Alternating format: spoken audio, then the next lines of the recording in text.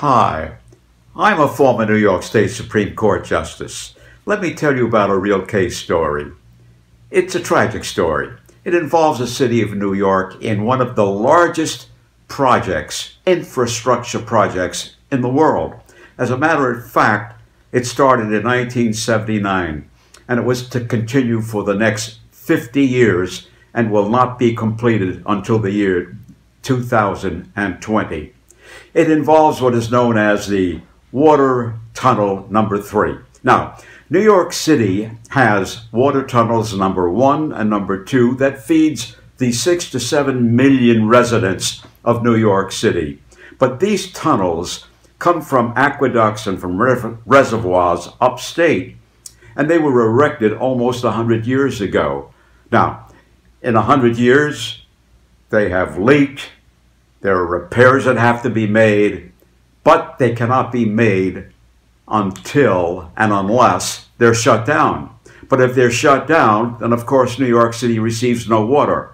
So New York City entered into a project with an international construction company to build Water Tunnel number 3 that started in 1979.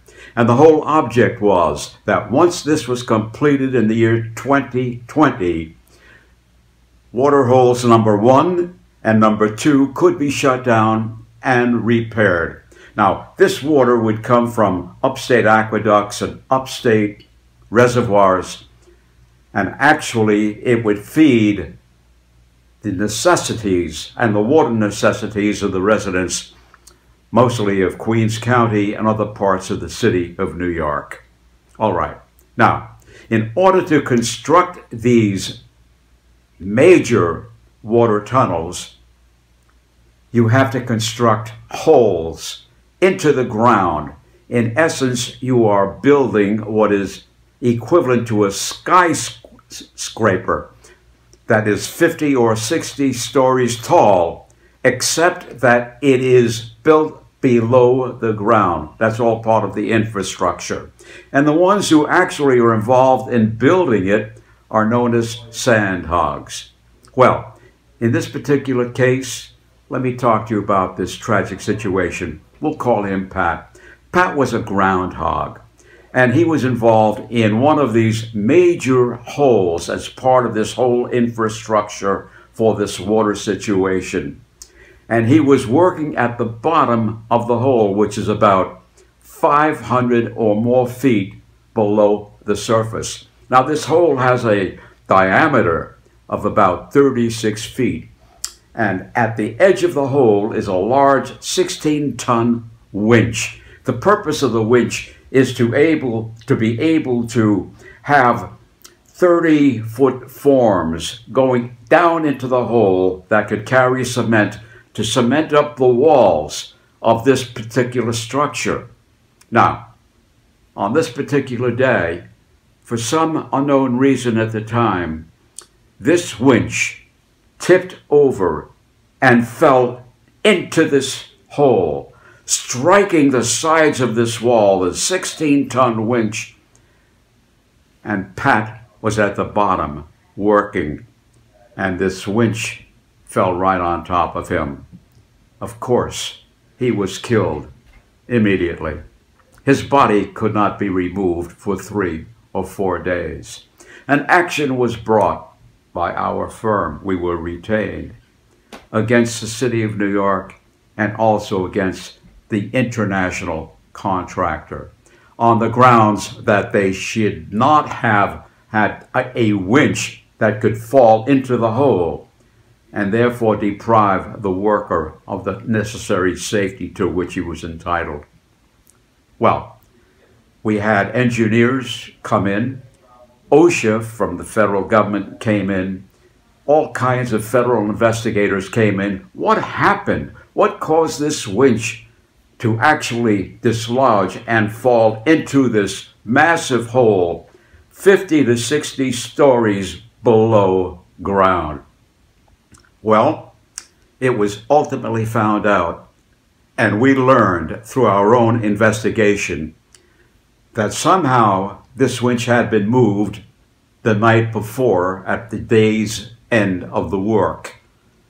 And the rods that were holding this winch down, called lockdown iron rods, were removed for that purpose. And when the winch was brought back to the edge of this massive hole the next working day, these rods were not replaced.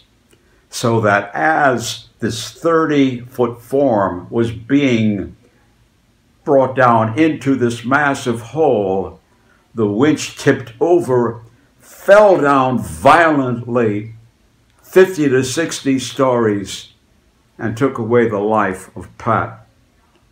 Married with one child, we brought the action. The safety of the worker was not really considered. The safety of the worker had to be considered to make sure and certain that this winch would never fall into this hole while the workers were there. Well, as I indicated, Pat was killed, left his wife a widow, and left his small son without a father. We brought an action in the federal court, massive action, after all of our investigations.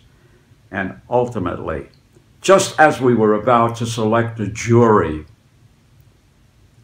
this case was settled for an enormous amount of money. But no amount of money could ever return a father who was lost or a husband who was gone. But at least the money that the family received provided financial security and a stream of income every month so that this child would have whatever it ever needed whenever it grew up. It would have college funds and college expenses, and the widow would have all of the money that she would require to raise the child and to live in some form of quality of life. But it's an accident that never should have happened. Well, that's it. Until we meet again, this is the storyteller telling you, stay safe and keep out of danger. Thank you.